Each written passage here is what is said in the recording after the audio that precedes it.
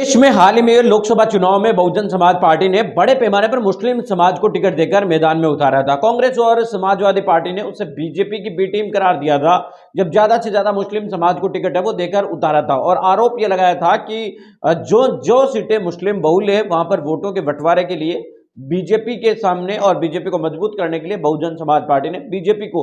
मुस्लिम समाज को है वो ज्यादा से ज्यादा टिकट दिया है। लेकिन इस बार दिल्ली के अंदर हो रहे विधानसभा चुनाव के अंदर बहुजन समाज पार्टी ने मुस्लिम बहुल्य जो सीटें उनके ऊपर हिंदू कैंडिडेट उतारे, जबकि इन्हीं सीटों पर आम आदमी पार्टी और कांग्रेस पार्टी और अन्य जो राजनीतिक पार्टी सदुद्दीन ओवैसी या और पार्टियां जो मुस्लिम समाजों को बड़े पैमाने पर उतारा है और बहुजन समाज पार्टी ने यहां पर हिंदू कैंडिडेट्स है वो उतारे हैं। और इसी तरीके से अगर हम देखने की कोशिश करें तो बीजेपी का अपना अलग है वो स्ट्रेटजी है, वो हिंदू कैंडिडेट्स है वो ज्यादा से ज्यादा उतारते हैं और खासतौर से दिल्ली जैसे राज्य में तो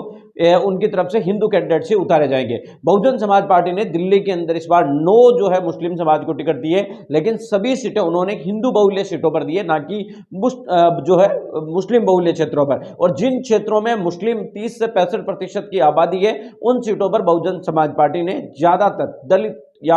हिंदू जो प्रत्याशी है उनको मैदान में उतारा है, ताकि कांग्रेस पार्टी और आम आदमी पार्टी बीजेपी की बी टीम जैसे आरोप ना लगा सके। और खास तौर से ये जो संदेश है वो दिल्ली से वो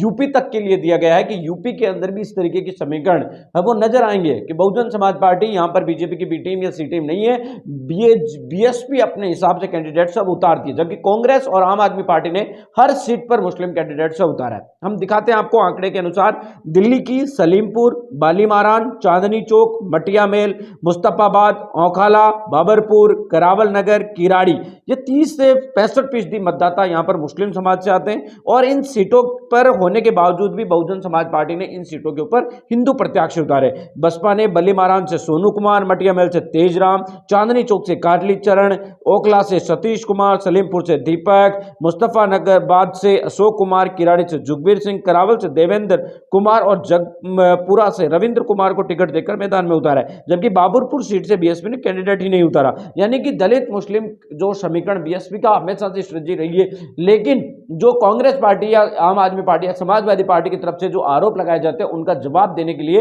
बीएसपी ने जो मुस्लिम बहुल्य सीटें उनके ऊपर एक भी मुस्लिम नहीं उतारा, बल्कि ज्यादा से ज्यादा हिंदू कैंडिडेट है वो टिकट देकर मैदान में उतारा है। साथ ही अगर हम देखने की कोशिश करें तो जो मुस्लिम समाज के 9 लोगों को टिकट दिया है वो दूसरी सीटों के ऊपर उन्होंने प्रत्याशी मैदान में उतारा है, ना कि मुस्लिम बहुल्य सीटों के ऊपर। अब देखना दिलचस्प होगा कि कांग्रेस पार्टी और आम आदमी पार्टी जो एक दूसरे में यहां पर मुस्लिम समाज के बड़े पैमाने पर एक तरीके से कैंडिडेट उतारे, और खास तौर से आम आदमी पार्टी तो चलो फिर भी टक्कर में, कांग्रेस पार्टी तो दिल्ली में कहीं फाइट में ही नहीं है, फिर भी उन्होंने मुस्लिम कैंडिडेट उतारे। तो क्या कांग्रेस पार्टी को भी बीजेपी की बी टीम कहा जा सकता है, या फिर दलित और मुस्लिम हमेशा कांग्रेस के पीछे लोग बनकर रहेंगे? इस मामले में सोचने की